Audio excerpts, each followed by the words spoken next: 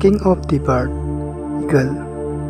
Ucek sidagi aikoina kiguma para manga tamba taragadi aikoigi life se sense toba ngamgani.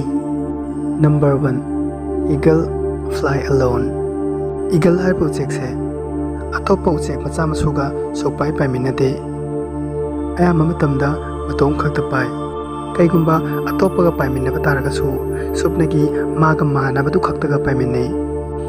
Masidagi khoina tamjagadabadi wakhal macha khanba singse sidagi yamna lapna leigadabani. Itom khakta leyo matamdota ai sase phajana masa khangma ngamgani. Mathangi lesson, eagle gi miyengse yamna sali yamna so strong hoy. Kilometer manga lapna leiba fort fawada mayak sengna yengma ngammi. Mana phangningi bopotse madugido phangdri fawa tanai.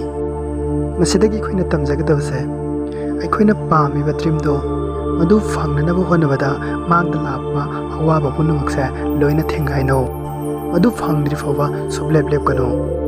Ahom subulation, eagle se asiba pot sugja sade. Masidagi khoina tamjagadabasi aikoigi haukraba punamakse kauthokpi kho madu asibani. Lakadaba putsi damakta wakal khanbiyo, future gi damakta hingbiyo. Haukraba sikraba apumba dugi wakan khanbirano. Lakadaba nungaiba anabu punsi amagi damakta wakal khanba hoviro. Thokhan ningdaba thodoksing haukraba singdo madugi mafamda dum leisano. Hojikta makhana nisingurano. Kaigumba haukhiba thodoksingse ningsingaga leiba taragadi hojik life ta enjoy tawgadaba punamakto loina hatkhrani. Somse ahingba punsi ne asiba punsi wonbigano haukiba mkhaido loinlang thokpikro. Mari subulation, eagle se nunglai nungsit kumba lakpasida yam harawi. Atopa ucek punamakti maimagi makona chinselaga loli aduba madi hena pai maduda laiba nunglai nungsitto maduda hena speed ta painena ba hone enjoy tawi. Madudagi hena paikhatkibana nongi mathak atiya yona paikhatki. Masidagi khoina tamgadaba parase aikoigi life ta awaba lakwa matamdudasu madudasu enjoy tawrunaba hono.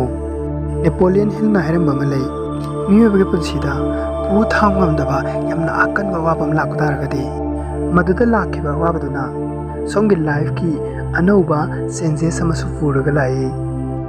Asumna eagle ki life tawna aikoina hingba taragadi challenge simbu thengnaraga madugi opportunity si khoina grab tawba taragadi aikoigi life ta kanana su thingba ngamoi. Eagle se maki makon leiba wana amonba singse khallaga hundoi. Mase mana macha poga kana macha sina comfort zone da nungaina leibado adugi habit leiraktanabani. Magi macha singsina comfort zone da leibagi habit se leikragadi magi life ta kaidongai da growth tawroi. Maramasina akanba anabam hamda leibagi habit tambi. Eagle city uchekni mamokso asuk yamna gyan tai aikoidi miyoibani aikoina asuk yamna gyan tadrisina kaigino.